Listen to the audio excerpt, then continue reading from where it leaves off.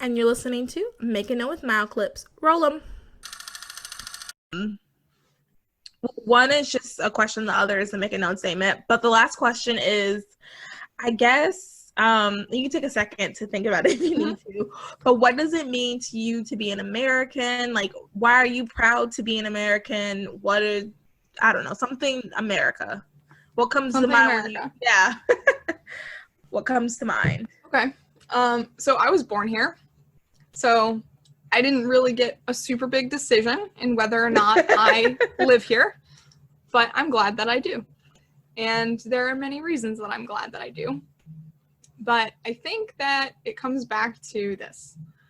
We are oftentimes certain sides of conversations that go on try to highlight only the bad things that are part of this country's history. And this country's history has plenty of missteps.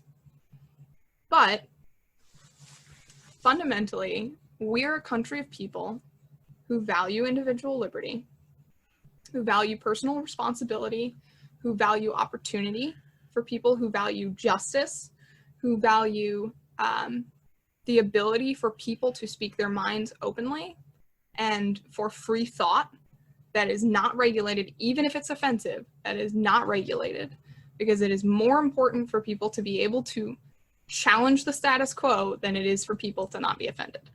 And those are all things that are important to a free society with free people who are self-governing and who are independent. And we have not always been perfect at this. We have not always made that available to everyone. But we have consistently attempted to form a more perfect union throughout our history. And that is the goal of this country, is a land where people are free, equal, and live in a just system. And I don't think that that's something that's gone away. I think it's something that we've gotten better at over time. We've not always been good at, and we have a lot of work left to do. But it's something that we have been consistently pursuing since our founding. And that to me is very encouraging.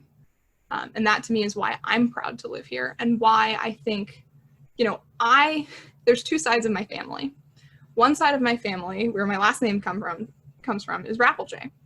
And the Rapeljes were Huguenot colonists who came over to New York, actually, to the colony of New Albany, so what wound up being Albany, New York, and Manhattan. And they came over on some of the first boats as religious refugees, and they were some of the first people in the colony that became New York. And the other side of my family is my mom's side. And my mom has a dad who is fully Irish and a mom who is fully Italian. And both of them came over at the beginning of the 20th century. Both of their families came over as immigrants at the beginning of the 20th century as refugees from their countries, who both of them at the time faced a lot of persecution coming over even to this country. They came because they wanted the opportunity to live in a system that valued justice and to live in a system where they could earn money and provide for their families and create a better life. And they came over to a culture that wasn't super welcoming of them, honestly. My grandma grew up as an Italian Catholic in New York. And when she grew up, it was not very popular to be an Italian Catholic in New York. It was a group that we would now consider, she lived in an area that we would now consider a slum. That we would now, the things that she faced, we would now consider racism. And if you look at me, I'm white. Nobody thinks I'm not white. I don't face discrimination or racism because I'm white. But 2 generations ago... It froze. Oh, here we go. Okay, yeah, you're good. You're good. But yeah, but 2 generations ago, my family came over here, and family members that I have that are still living can talk about the, racial bias that they faced as children for being Catholics and for being Irish and for being Italian, which is crazy. Yeah. Wow. But that to me shows, one, I'm proud to be a part of a group of people who came over to this country because of their beliefs. And on the other side, I'm proud to be a part of this country of people who came over from somewhere because they knew that somewhere else was better. It wasn't perfect, but it was better. And they came over here and they lived a life and had a family and became part of the community, and the community progressed. America is not the same country as it was when my mom's side of the family came over here. We are more tolerant than we were then, and that's a good thing.